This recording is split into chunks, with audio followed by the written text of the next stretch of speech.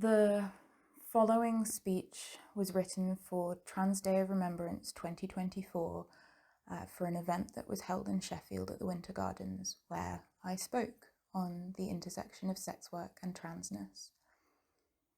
And it was the first time that they had had a sex worker speak, despite the fact that such a huge proportion of trans murder victims are sex workers. It's an intersectional problem.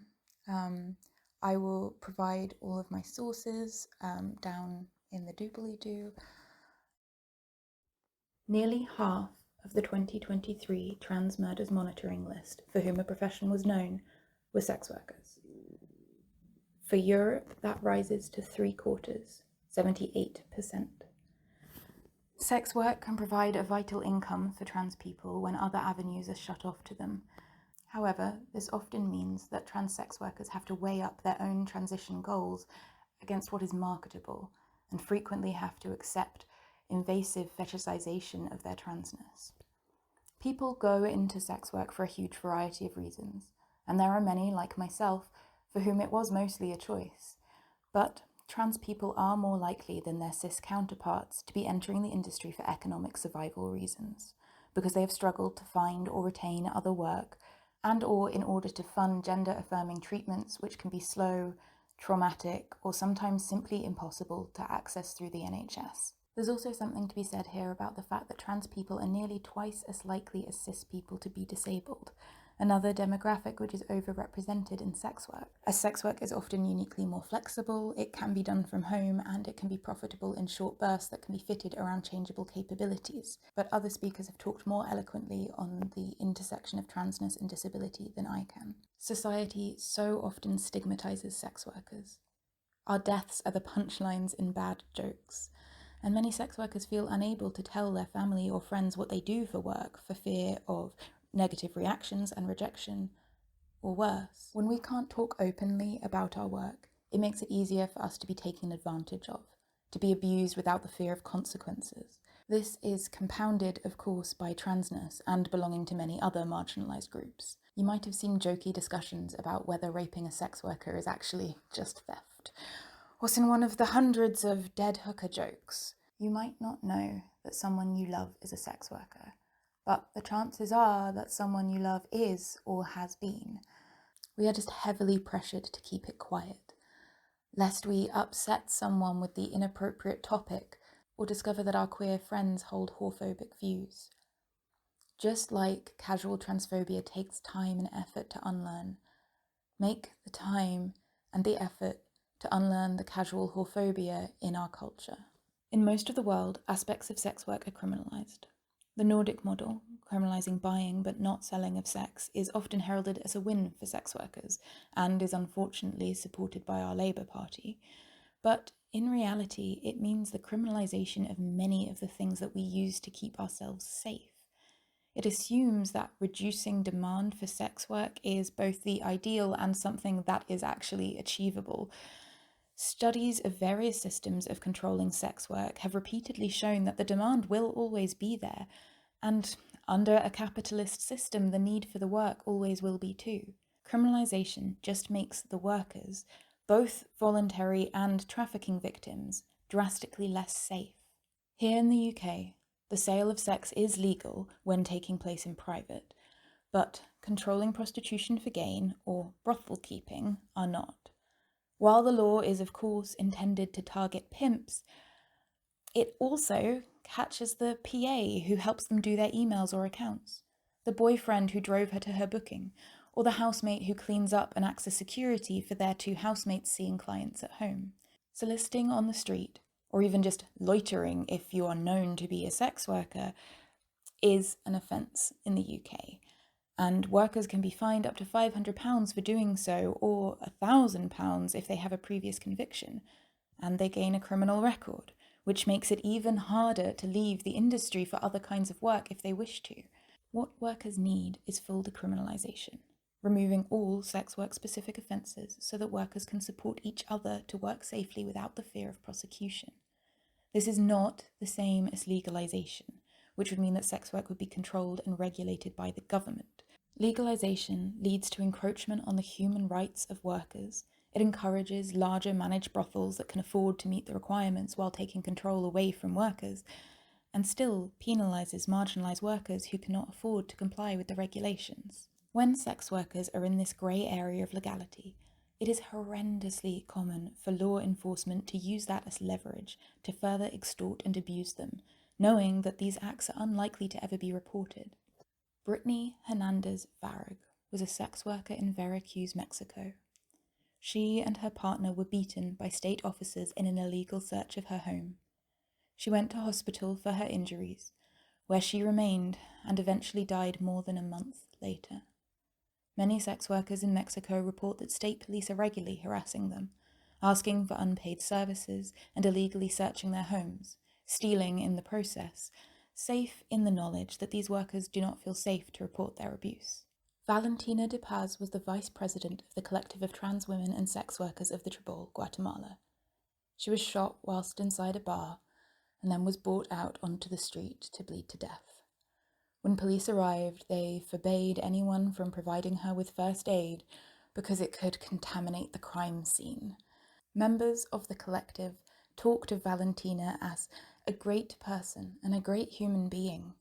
They said she leaves in each heart a bit of her love, her joy, her spontaneous smile. Several other trans people on the Trans Murders Monitoring List for 2023 were murdered by police or died whilst in state custody. Many trans people already feel unsafe around law enforcement, and sex workers doubly so.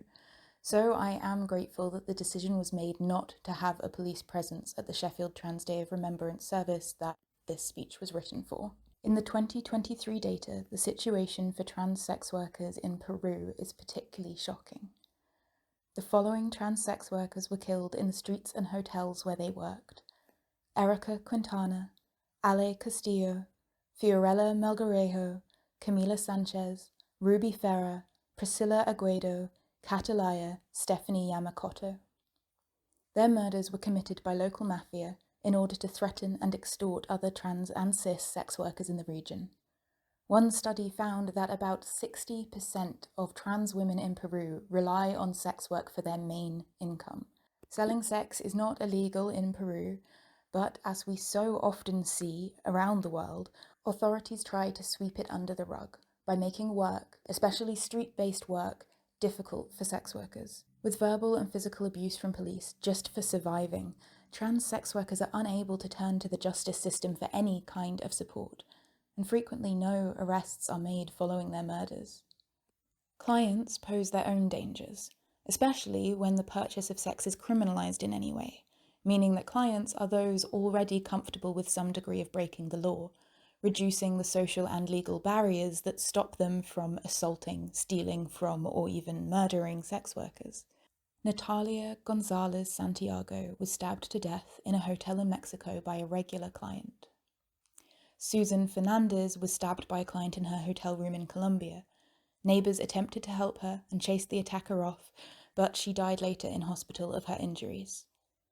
Ana Luisa Pantaleo was stabbed by a man in Sao Paulo, Brazil, who had hired her as a sex worker, but became violent when he discovered that she was a trans woman. Every person on this list deserved better. We deserve better. Visit decrimnow.org.uk to learn more about the UK efforts towards decriminalisation. Fight with us for it.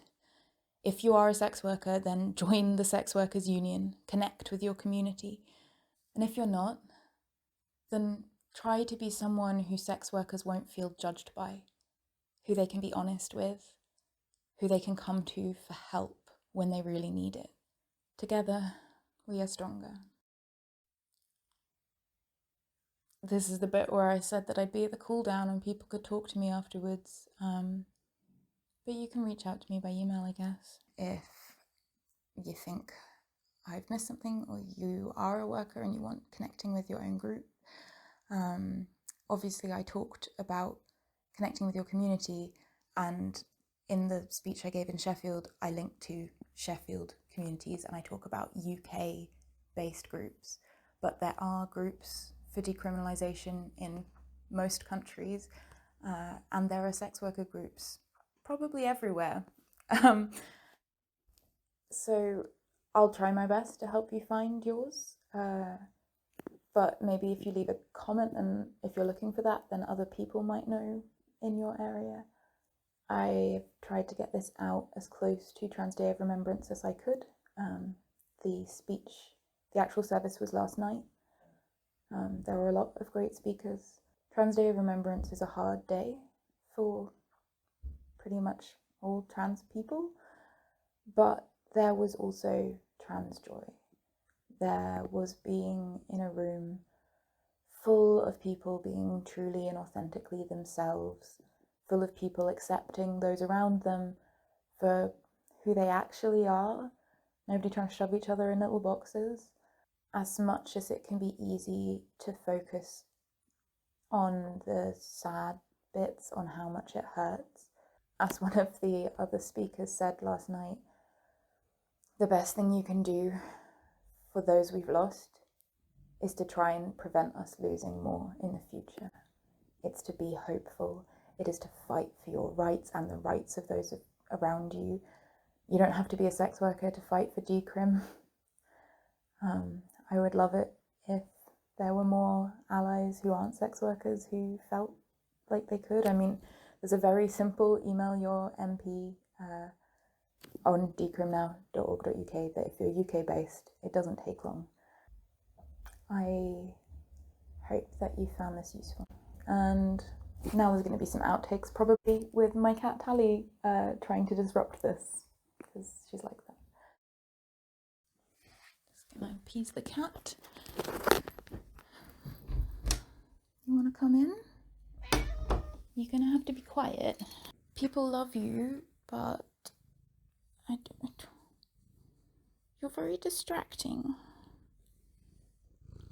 Could you sit down at least?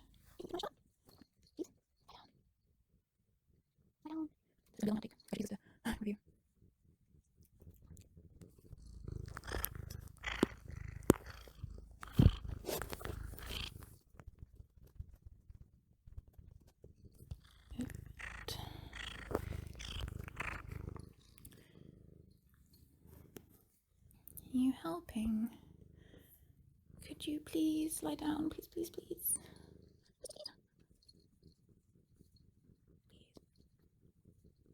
Maybe I shouldn't have let you in. If you settle down, I can fuss you.